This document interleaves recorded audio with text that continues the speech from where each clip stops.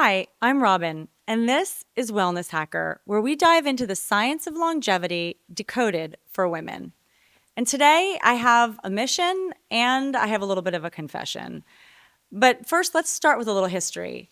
I would say there are basically three men who shaped the modern biohacking and longevity movement. You could call them the godfathers of this world. First, there's David Asprey, and Dave really brought biohacking to the mainstream. He talked about mitochondria before most of us knew what that was. He built Bulletproof, the coffee, the brand, the conferences, and created a culture around upgrading your biology.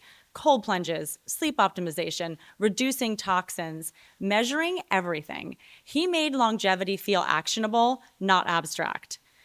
I would say next there's David Sinclair. He's a Harvard-trained geneticist studying mechanisms of aging at the cellular level. His research on NAD and sirtuins and epigenetics pushed the idea that aging isn't just decline, it's biology. And it's a biology that could potentially be influenced and be changed.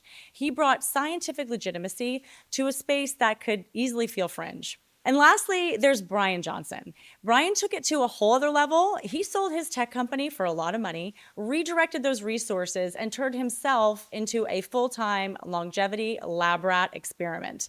Project Blueprint.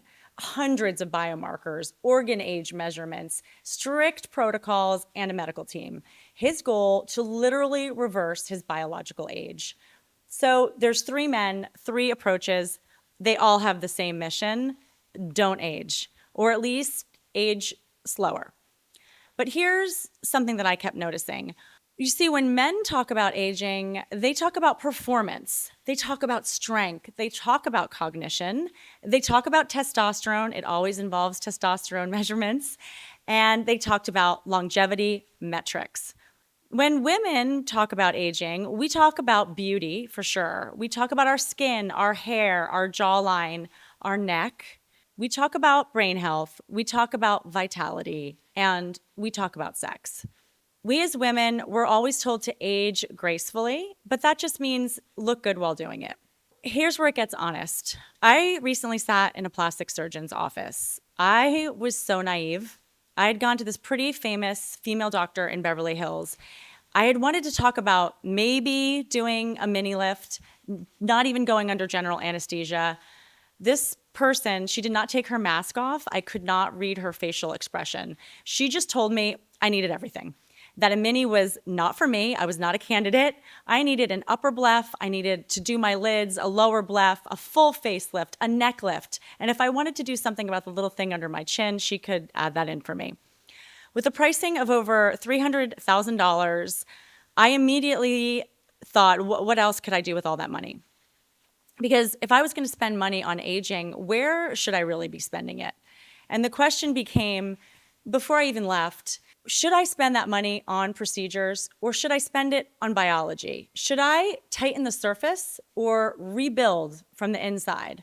You know, in that moment, sitting in that office is where I got the idea to do this. Because I personally, I don't want to just look younger. I want to be biologically younger. I want to lower inflammation. I want better muscle mass. I know I need that as a woman. I need stronger bones. I've already been working on balancing my hormones. I take bioidentical hormone replacement therapy, and I've got to keep tweaking that. I started a mission about my hair a while ago after I was pregnant with the twins, and I lost a lot of my hair, but I know I can do better. I can get thicker hair. I've also been an insomniac forever, but it's time to take my sleep hacking regime seriously or my brain health will suffer. I know that. And that's another big thing. I really want to keep my cognition. Here I am, I'm 54. I'm a former athlete. I'm a mother of twins, and I know what it feels like to live in a strong body. And I've decided that for this year, I'd like to run an experiment on myself. Before I invest in surgical shortcuts, I'm going to see what happens if I invest in reversing my biology, intelligently, measured, data-backed, but female-specific. And I'm going to see what happens on the inside and what happens on the outside if I do that. I'll dive into fasting, but in a way that respects cortisol and thyroid as it pertains to women. I'll go deeper into strength training for my bone density. NAD, I already do that, but I'll keep data now. I'll dive deeper into peptides, stem cells, hot and cold therapy. And I really want to go to one of those medical longevity spas in Europe, preferably with my husband, but we'll see if he has time for that. So, if the godfathers of biohacking built the male blueprint, what is the female version? Can a woman in her 50s improve her biological age? Can I redirect the money that might have gone to cosmetic procedures into actual cellular repair instead? Can I age in reverse, not just cosmetically, but metabolically? And that's what we're going to find out. So, this is Wellness Hacker, and we're starting now.